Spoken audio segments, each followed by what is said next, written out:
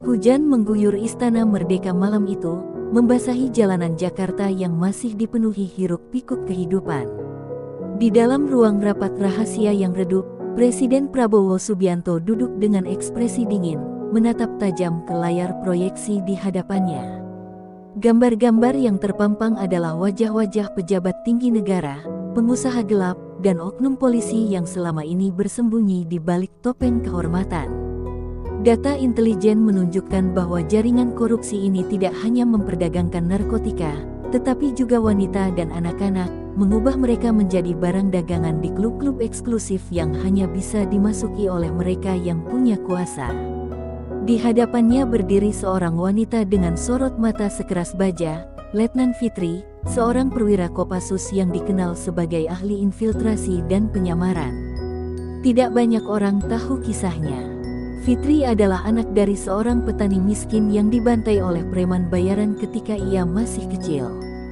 Dibesarkan dalam dendam dan tekad baja, ia tumbuh menjadi seorang prajurit yang tak pernah goyah di hadapan bahaya. Namun, misi yang diberikan malam ini bukan sekadar misi biasa.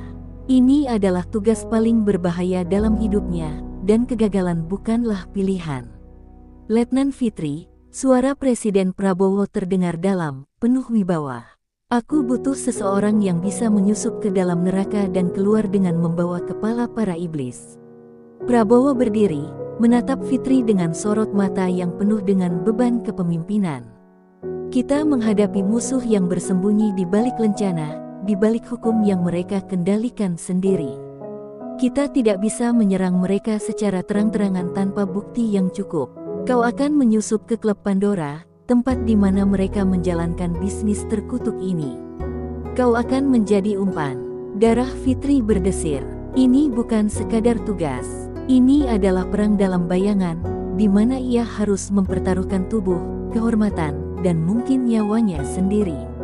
Ia menelan ludah, tetapi tidak ada sedikit pun keraguan di wajahnya. Siap, Pak, jawabnya tegas. Matanya menatap lurus ke depan, seolah tak ada yang bisa menggoyahkan keyakinannya. Prabowo mengangguk, lalu melemparkan sebuah amplop hitam ke atas meja. Di dalamnya ada identitas barumu, jadwal pertemuan dengan informan kita di dalam, dan detail operasi. Ingat, jika kau tertangkap, negara tidak akan mengakui keberadaanmu. Kau sendirian di sana. Sejenak, hening menyelimuti ruangan. Fitri tahu apa artinya ini. Ia harus melupakan segala yang ia miliki, segala yang ia cintai. Tidak ada pangkat, tidak ada kebanggaan sebagai prajurit. Di dalam dunia itu, ia hanyalah seorang wanita malam, tak lebih dari sekadar hiburan bagi para monster yang harus ia hancurkan dari dalam. Jika ada kesempatan, bunuh mereka, lanjut Prabowo, nadanya dingin. Tapi yang paling penting, kita butuh bukti. Tanpa bukti, mereka akan tetap hidup dalam bayang-bayang, mengendalikan negeri ini dari balik meja-meja pertemuan. Buktikan bahwa kita lebih kuat dari mereka. Fitri mengangguk. Saya mengerti, Pak. Namun, jauh di dalam hatinya, ia tahu ini bukan sekadar misi. Ini adalah perjalanan menuju kegelapan, di mana batas antara dirinya dan musuh akan semakin tipis. Dan di sana, di dalam dunia malam yang penuh dosa, ia akan berhadapan dengan iblis yang bisa saja menelannya bulat-bulat. Malam itu, Letnan Fitri berdiri di depan cermin besar dalam sebuah apartemen rahasia yang telah disediakan untuknya. Bayangannya sendiri terasa asing. Gaun merah darah membalut tubuhnya, memperlihatkan siluet yang selama ini tersembunyi di balik seragam militernya. Rambut hitam panjang yang biasanya dikuncir rapi kini terurai liar, melambangkan peran barunya, Sinta, seorang wanita malam yang akan menyusup ke dalam klub eksklusif Pandora, sarang para iblis. Berkedok manusia. Namun, lebih dari sekadar penyamaran, ini adalah ujian. Seberapa jauh ia bisa tenggelam dalam kegelapan sebelum kehilangan dirinya sendiri. Di sudut ruangan, Kapten Arya, agen rahasia yang bertugas mengawasinya dari jauh, menatapnya dengan sorot mata khawatir. Ini gila, Fitri. Mereka bukan sekadar koruptor biasa. Ini adalah orang-orang yang akan mencabik-cabikmu jika mereka tahu siapa kau sebenarnya, katanya dengan suara rendah. Namun Fitri hanya tersenyum tipis. Aku bukan wanita yang mudah dicabik-cabik, Kapten, balasnya dingin. Tanpa menunggu jawaban, ia mengambil lipstik merah pekat, menyapukannya di bibirnya, lalu berbalik menatap Arya dengan mata yang telah berubah. Kini, ia bukan lagi Letnan Fitri. Ia adalah Sinta, wanita malam yang siap masuk ke sarang iblis. Mobil hitam mewah membawanya menuju Pandora, klub yang tersembunyi di tengah hiruk-pikuk Jakarta. Bangunan itu tampak biasa dari luar, tetapi begitu memasuki lorong-lorongnya yang remang, Fitri bisa merasakan hawa beracun yang menguar di udara. Musik berdentum, asap rokok bercampur parfum mahal, dan tawa penuh dosa menggema di setiap sudut. Wanita-wanita dengan gaun mahal menggantung di lengan pria-pria berperut buncit, pejabat, pengusaha, dan para predator yang menganggap diri mereka tak tersentuh hukum. Sambil berjalan anggun menuju bar, Fitri memperhatikan targetnya, Raymond, seorang bandar narkoba yang dikenal sebagai tangan kanan Komjen Anton, polisi korup yang menjadi otak dari semua kebusukan ini. Raymond duduk di VIP lounge, dikelilingi wanita-wanita cantik, gelas whisky di tangan, senyum licik tersungging di wajahnya. Fitri tahu, jika ia ingin mendekati Komjen Anton, ia harus terlebih dahulu menaklukkan Raymond. Dengan langkah yang penuh perhitungan, Fitri mendekati bar. Ia harus menarik perhatian tanpa terlihat mencurigakan. Saat bartender menyerahkan minuman, ia pura-pura tersandung, dan minumannya tumpah ke jas mahal Raymond. Astaga, maafkan aku ceroboh sekali, katanya dengan suara lembut, matanya membelalak seperti rusa yang ketakutan. Raymond menoleh dengan ekspresi marah, tetapi begitu melihat wajah Fitri, amarahnya seketika berubah menjadi ketertarikan. Tak masalah, sayang, katanya sambil menatap Fitri dengan intens. Siapa namamu? Fitri tersenyum, memainkan ujung rambutnya dengan jari. Sinta, jawabnya, suaranya penuh misteri. Raymond tertawa kecil, lalu meraih dagunya. Sinta, nama yang indah. Dan aku suka wanita yang berani, katanya, matanya berkilat dengan sesuatu yang berbahaya. Fitri hanya tersenyum, menyembunyikan debaran jantungnya. Ia telah masuk ke dalam permainan, dan taruhan kali ini adalah nyawanya sendiri. Di sudut ruangan, seorang pria berbadan besar berbisik ke telinga Raymond. Bos, dia bukan dari daftar kita. Aku belum pernah melihatnya sebelumnya. Raymond mengernyit, sorot matanya kembali tajam. Fitri menahan napas, satu kesalahan kecil saja, dan penyamarannya akan berakhir dengan peluru di kepalanya. Di dalam ruangan VIP yang remang-remang, Fitri duduk berhadapan dengan Raymond, bandar narkoba yang sekarang mulai tertarik padanya. Namun, ia bisa merasakan tatapan curiga dari anak buah Raymond yang berdiri di dekat pintu, seorang pria berwajah kasar dengan bekas luka di pelipisnya. Fitri menyesap minumannya perlahan, mencoba mengendalikan detak jantungnya yang berdebar cepat. Satu langkah salah, dan penyamarannya akan terbongkar. Raymond menyandarkan punggungnya ke sofa, matanya meneliti Fitri seolah sedang menimbang sesuatu. Kau bukan wanita biasa, Sinta. Aku bisa melihatnya dari cara kau membawa diri, katanya, sambil mengaduk whisky dalam gelasnya. Dari mana kau berasal? Fitri tersenyum samar, memainkan ujung rambutnya dengan jari, sebuah gerakan yang telah ia latih untuk membuatnya terlihat lebih meyakinkan. Aku dari mana saja yang membayar cukup mahal, jawabnya dengan nada menggoda. Namun di dalam hatinya, ia tahu Raymond bukan pria bodoh. Dia sedang mengujinya. Ketegangan semakin terasa saat pria dengan bekas luka di pelipisnya, yang dipanggil Boris, membungkuk ke arah Raymond dan berbisik. Bos, aku tidak menemukan informasi apapun tentang dia. Seharusnya semua wanita yang masuk ke VIP sudah terdaftar. Raymond menatap Fitri lebih dalam, seolah mencoba menembus penyamarannya. Darah Fitri berdesir. Ia harus berpikir cepat. Dengan gerakan yang sempurna, Fitri tertawa kecil dan mengambil gelas Raymond, menyesap whisky-nya sebelum meletakkannya kembali di meja. Sebuah tindakan nekat, tetapi berisiko tinggi. Kau selalu menginterogasi wanita cantik seperti ini, tanyanya dengan nada menggoda. Atau hanya yang membuatmu penasaran? Raymond terdiam sejenak, lalu tertawa keras. Sialan, aku suka caramu berbicara, katanya sambil menyeringai. Fitri menarik napas dalam-dalam tanpa terlihat mencurigakan. Ia berhasil mengalihkan kecurigaan, setidaknya untuk sementara. Namun, sebelum ia bisa lebih dalam mendapatkan informasi, seorang pria tiba-tiba masuk dengan tergesa-gesa dan berbisik di telinga Raymond. Ekspresi santai Raymond langsung berubah dingin. Ia menatap Fitri dengan mata berkilat tajam. Sinta, maaf, tapi aku perlu memastikan sesuatu, katanya sambil memberi isyarat kepada Boris. Dalam sekejap, dua pria bertubuh besar berdiri di belakang Fitri. Jantungnya mencelos. Mereka tahu ada sesuatu yang tidak beres. Tiba-tiba, Boris menarik pisau lipat dan dengan cepat mengarahkannya ke leher Fitri. Refleks militer Fitri bekerja lebih cepat dari pikirannya.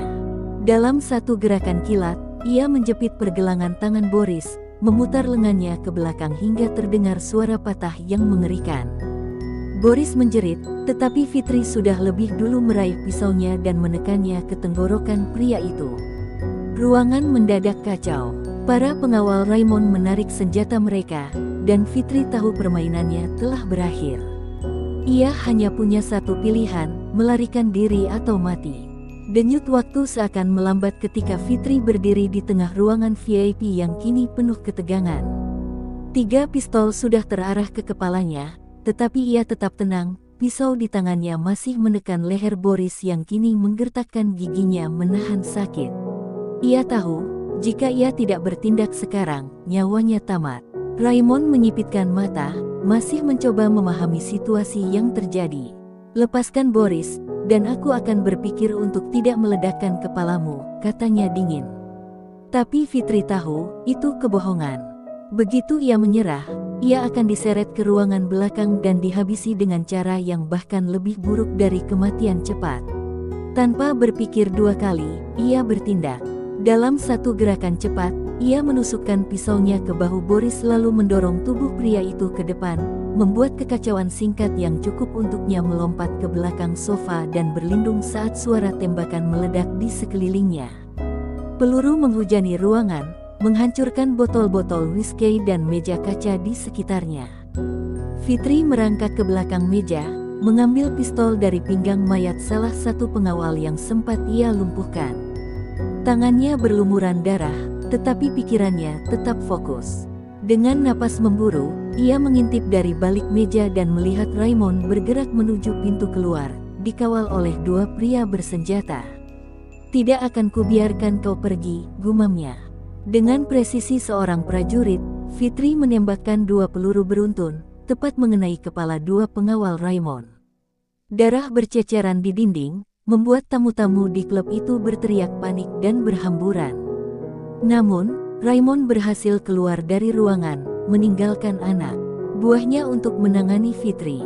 Ia harus segera keluar sebelum bala bantuan datang.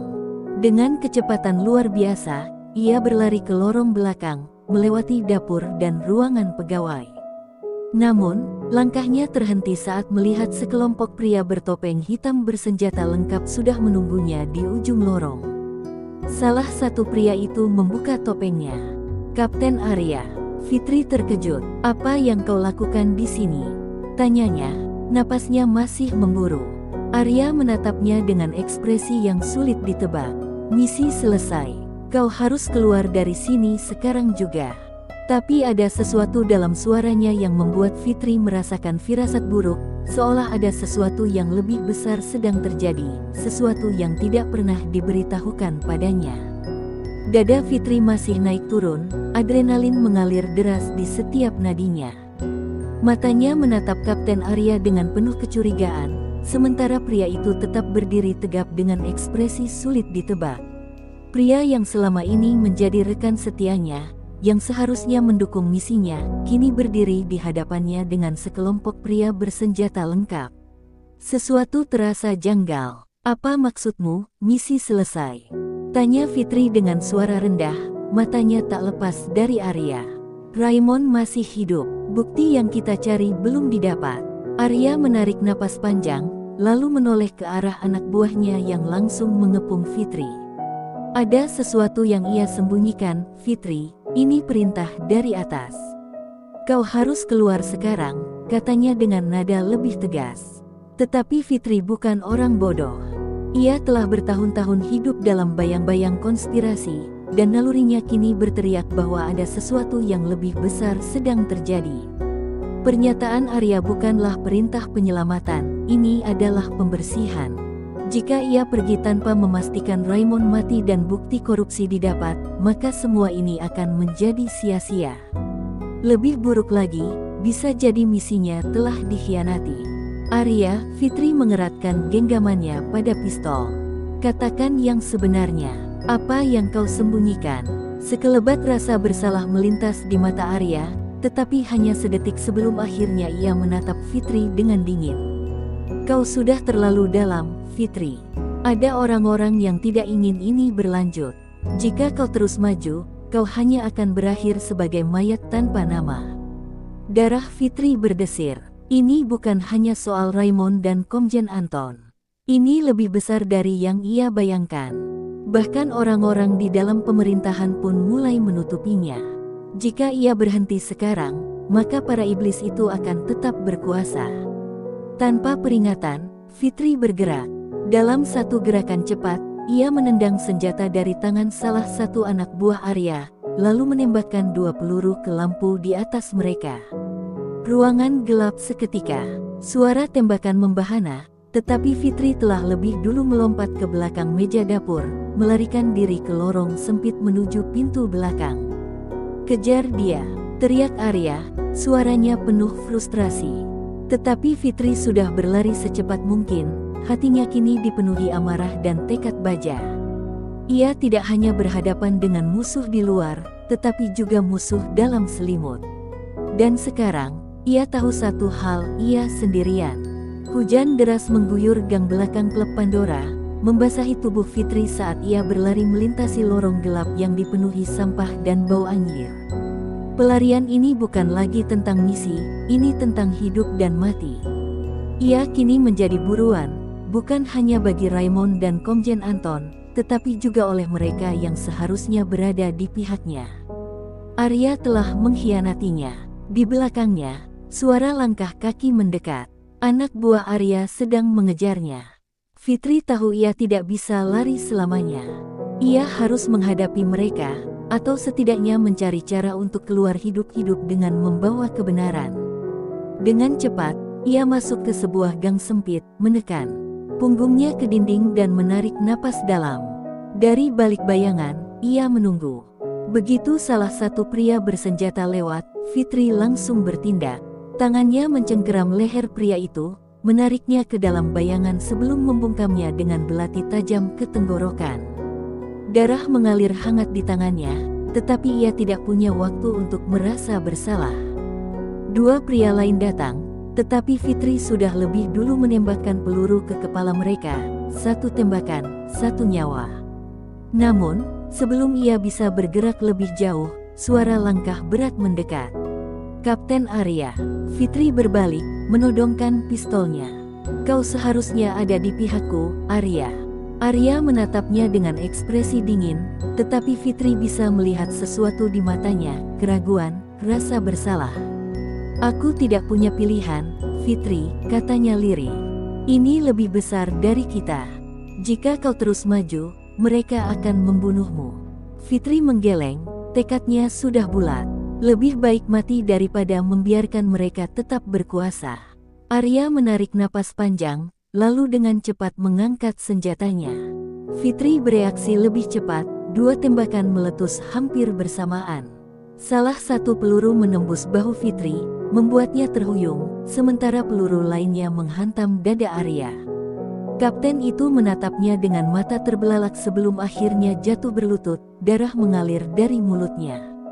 Fitri menahan rasa sakit, mendekati Arya yang sekarat. Siapa yang ada di balik semua ini? Desaknya, Darah hangat terus mengalir dari lukanya. Arya terbatuk, tangannya bergetar saat ia mencoba berbicara. Mereka ada di dalam pemerintahan, lebih dalam dari yang kau kira. Sebelum Fitri bisa bertanya lebih jauh, suara sirene polisi bergema di kejauhan. Bukan polisi biasa, tetapi pasukan bayangan yang dikendalikan oleh Komjen Anton. Fitri mengerti, ini adalah akhirnya. Dengan sisa tenaga, ia mengambil ponselnya, mengirimkan bukti terakhir yang berhasil ia rekam selama di Pandora ke kontak rahasia, seseorang yang ia percayai di lingkaran dalam Presiden Prabowo. Jika ia tidak bisa keluar dari sini hidup-hidup, setidaknya kebenaran akan tetap terbongkar. Saat pasukan tiba, Fitri berdiri di tengah hujan, tangannya berlumuran darah. Ia mengangkat pistolnya untuk perlawanan terakhir. Ia tahu ia tidak akan menang. Tetapi saat peluru pertama ditembakkan ke arahnya, ia hanya bisa tersenyum.